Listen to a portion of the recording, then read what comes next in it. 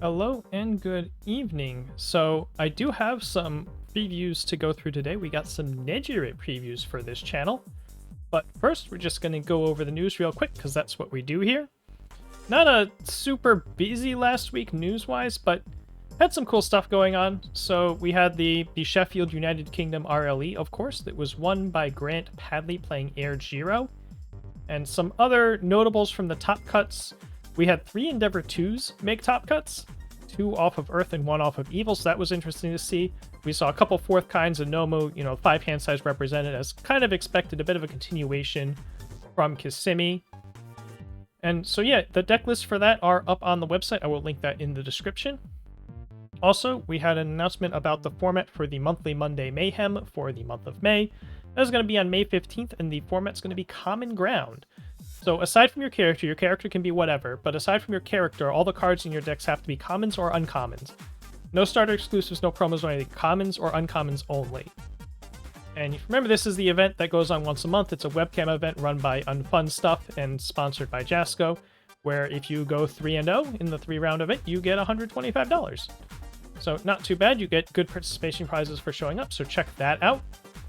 We also got, after they finished the starter deck previews, we got the design teaser article that they've done the past few sets here, where Tim Friedley posts an article that's a lot of like, hey, there's an ability with this text, hey, there's an ability with that text, hey, there's going to be some cards like this. And we've already seen some things kind of checked off that list as we go here, but definitely still check it out. There's kind of some neat tidbits in there to look forward to. Yeah, in the meantime, after these starter deck reveals, we've been getting previews through content creators. Jasco's been sending creators out there some cards to preview on their channels, so we have some here to go over, of course, as well. And one thing to note about these is that the on-channel previews are going to contain most of a kit or most of the cards relative to a character, and then when Jasco makes a post on socials highlighting, pointing people to that video or post or whatever it might be, the remaining cards from the kit are going to be included there. So definitely keep an eye out for both. You want to be following the content creator channels and whatnot. There is a post on the website that I'll link to that gives a full list of the people that got previews. It looks like it's an article about the Classics, but at the bottom there's a whole list of here's who we sent the previews to as well. So you can check that out if you want to make sure you don't miss anybody, but also while you're following that, also pay attention to Jasco's socials as usual, because you'll get to see the rest of the cards there. So without further ado, let's talk some Nejire. So Nejire, the character herself, was shown off at Gamma, so if you've been following, this is not necessarily news to us. But just to recap, she's a 721 that has Enhance, permanently reduce your maximum health by 1 to give an attack -2 speed or +2 damage. So a very spammable ability that, -2 speed's kind of always nice to have in your opponent's attacks, +2 damage is kind of always nice to have on your attacks. But you want to be at least a little bit judicious about it, because if you slam that button too much and you get down to 11, 10 maximum health, it's going to start getting really hard to survive, even with that -2 speed, right? But to help make up for that, once per turn after she plays or blocks with the Foundation, she can gain 2 health. And this also makes sure that you always care about what your maximum health is, because you might get back up, right? You're gaining 4 health around possibly here.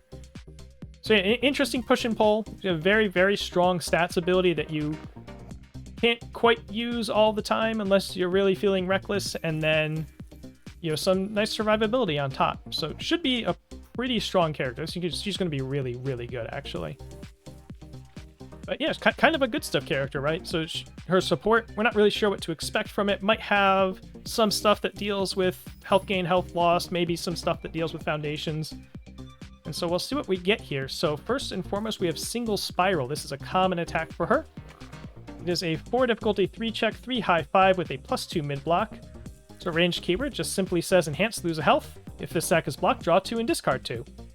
So kind of some double jab pummel at home energy here, except that it's not quite double jab pummel, right? It doesn't have the combo. You don't have a combo requirement. It doesn't have to be your second attack. It is, obviously doesn't have the check boost to make up for all of that, but it's an off zone, and it's a poke, right? It's a card you can just lob out there, say, all right, how do you feel about blocking this? If you block it, my hand's going to get better. If you don't block it, you're going to take 5 damage. You're going to take 7 if I'm Nejire. And in Nejire, if you're at your maximum health, that lose 1 health is not really a cost if you're going to reduce your maximum health anyway. So you might be at 21, you go down to 20. actual health, and then you reduce your maximum health to 20, and, you know, nothing lost, really. Or, you know, you could just be like, well, I can pay health because I'm going to gain it back anyway, right? So she plays nice with these small little health costs, and here's one example of that. Should be a nice solid card that we'll probably see in, you know, at least considered it for a bunch of decks, especially if they want to play with the ranged keyword. And the next attack we have is actually her ultra rare. So this is Spiral Blast. This is a 5/3, 3 high 5 with Echo and a +2 high block. So we're kind of already sold here, right? People have seen how good Wing Nomu is, and part of that is definitely the no partial block clause. But, you know, also just a 5 damage move with Echo is good, right? That is pretty potent, especially if you can put more damage on it. And lo and behold, Spiral Blast does that on its own.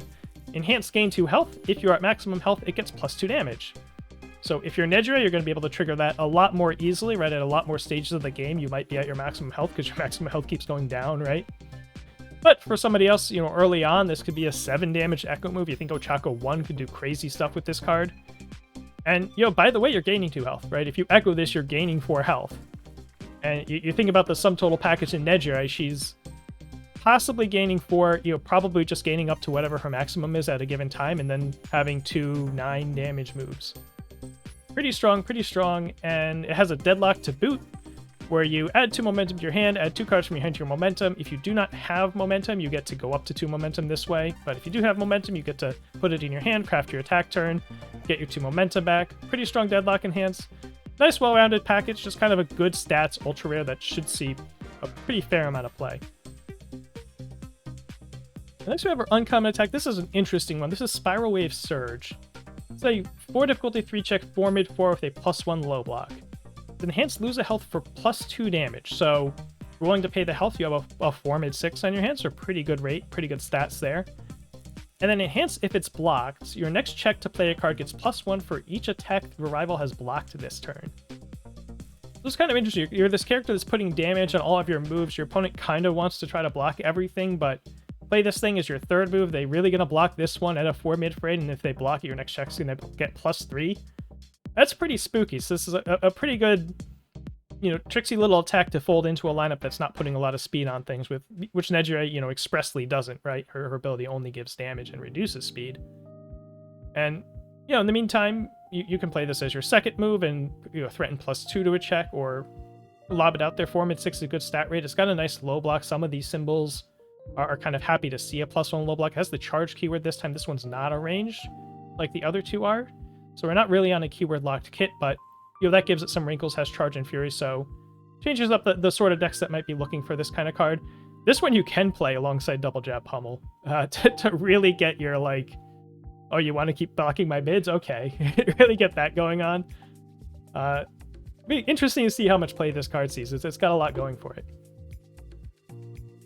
Next, we get into our foundation. We have a rare foundation, Levitate. I think this is a screenshot, just a very nice screenshot. They've got a lot of original art on these cards, but it looks like they got a pretty nice screenshot for this one. 2/5 foundation +2 high block. Response once per turn. After you block with a foundation, draw a card and discard a card. So more block with a foundation triggers, you get a little paid off, a little bit of card selection on defense if you are blocking with foundations. And then this kind of interesting one, enhanced discard or momentum. Discard cards from the top of your deck until you discard a foundation, and you add that card to your hand. So this is discard or momentum, draw a card, which is very good. The caveat is that card can't be an attack, so you can't use that to construct an attack string. But provided you're interested in just blocking or crafting or finding nice foundations, or, you know, figuring out your block zones or whatnot, then you're getting to discard a momentum, draw a card, and that's a pretty strong effect to have some access to. I could see this being a very frequently played, like 1 to 2x kind of card for decks that are looking for useful ways to spend their momentum or looking for some extra cards, some extra card selection. Got a good block. Yeah, pretty solid rare foundation. And then next we have a common foundation, Nejire-chan of the big 3. This is just a simple deadlock outs kind of foundation. It's the 1/5 +2 high block. We've seen a bunch of these in Heroes Clash. We've got another one here. Enhance destroy 1 foundation. This attack gets +1 damage. If it is blocked, gain 1 health. So it's just an alternate take on the full power attack mode model, the self-sacrifice model. A little bit differently shaped from those. Sort of unlike those two, you can use this on defense while you are blocking and still gain health out of the deal. That's kind of the big core appeal. on offense, it's sort of a... You always get something full power attack mode. If it deals damage, you get the 1 damage out of it. If they block it, you gain the 1 health out of it. But, you know, unlike self-sacrifice, you can't use it in like a last-ditch effort to not die if you can't block. So, you know, got some pros and cons compared to those. We could see life decks running like 1 copy of each of those 3 cards I just named. Or, you know, they might decide they prefer one over the other 2, or, you know, some other symbols don't, you know, air, for instance. You might just play this over, I can't remember, over, because it's Feeling Cute's the air one, right? Air and Chaos's version of this structure, so could certainly see play over that too. And last but not least, maybe the spiciest card out of this pile is Ryukyu Agency Trainees. This is a 2/5 with a +2 low block and the ally keyword, which I'll get back to in a minute. As response commit, after your attack is blocked, build the next foundation you play this turn. We just got done getting terrorized by Ojiro Missouri smashes, right? We all remember that, and that was really good. And this is, I mean, you just put it out there and wait for them to block, and then you turn this sideways and you get to build one. Now, notably, because you're committing a foundation to do this, you are not actually sort of netting foundations on your turn, right? Unless you have some sort of way to destroy this to gain one or whatever.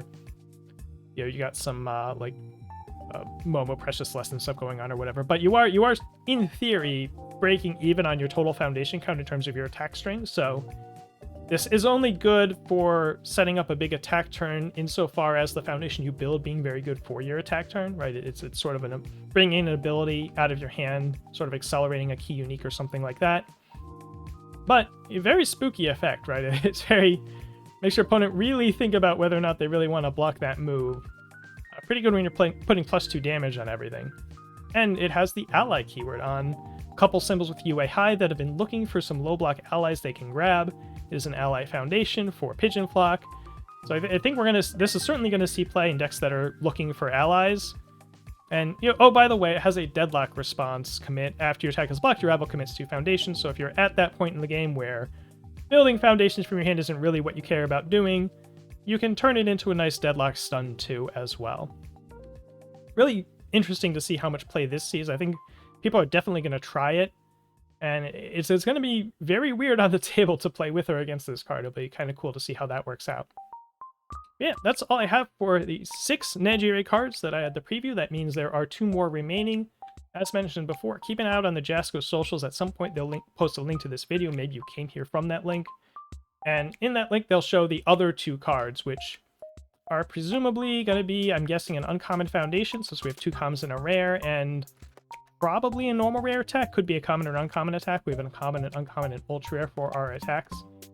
Yeah, some pretty cool stuff here. Should be fun to fit a lot of these into decks and to play with some of these cards. Yeah, kind of just some good stuff cards for a pretty good stuff character. And yeah, I think she's going to be strong, but we think a lot of the characters in this set are going to be strong. It's been quite a set so far. So yeah, definitely check out the other content creators and their previews, and stay tuned to this channel for more news as it comes along. Until then, have a good night.